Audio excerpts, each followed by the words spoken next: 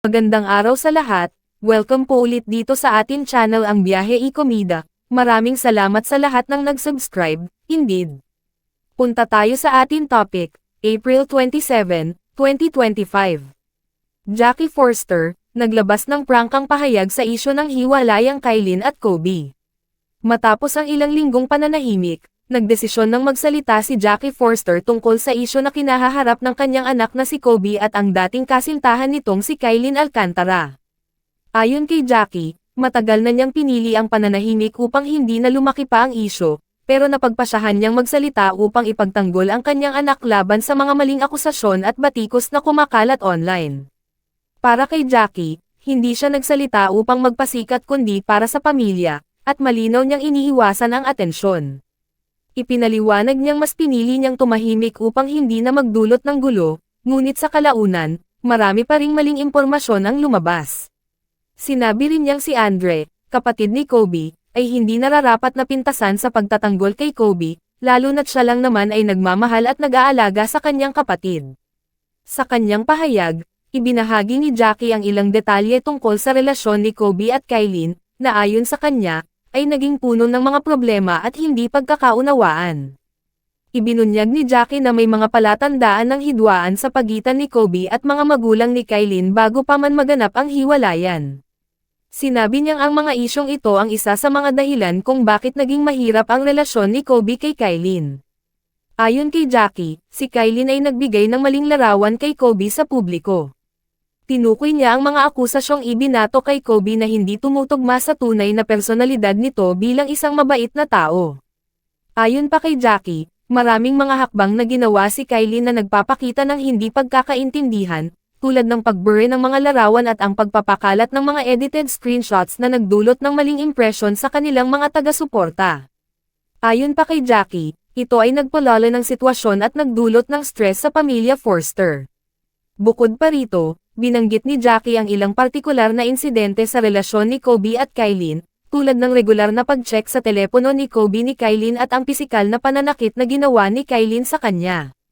Ipinagmamalaki ni Jackie si Kobe na hindi nito pinili ang mag-react ng marahas, kundi nagdesisyon na lang siyang lumayo upang makaiwas sa gulo. Ayon pa kay Jackie, siya ay hindi natutuwa sa mga hakbang ni Kylin na nagmukhang siya ang biktima ng sitwasyon. Si Jackie Forster ay isang kilalang personalidad sa showbiz at aktres na nanatiling pribado sa kanyang buhay. Siya ay ina ni Kobe Forster, isang sikat na personalidad sa larangan ng basketball at social media. Bagamat hindi maganda ang pagtatapos ng relasyon ni Kobe at Kylin, patuloy si Kobe sa pagpapabuti ng kanyang buhay at tumututok sa mga bagay na tunay na mahalaga, ang pamilya at ang sariling kaligayahan.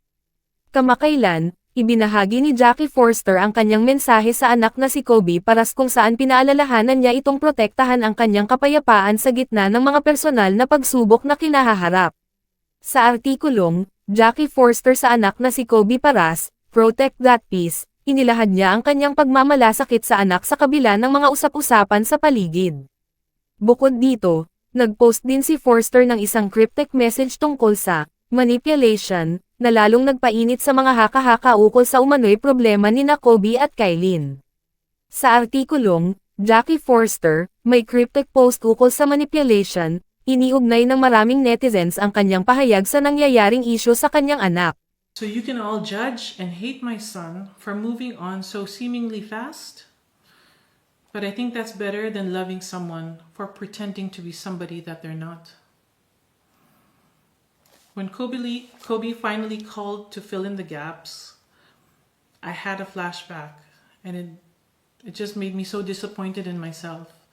Because back last year, around July, I was warned. But instead, I defended you, Kylin. I thought, if there was a woman, a mother that could understand and be most accepting, it would be me. Panoorin ang buong pahayag ni Jackie sa kanyang YouTube channel na Jackie Forster at mag-subscribe, i-click ang link sa description box or sa comment section, at yan ang atin latest showbiz chika update for today. Huwag kalimutan mag-subscribe, click the notification bell for more showbiz chika updates, Like and share the video at suportahan po ang atin Facebook page. Maraming salamat sa lahat ng nag-subscribe. Indeed, magandang buhay sa lahat. Adios!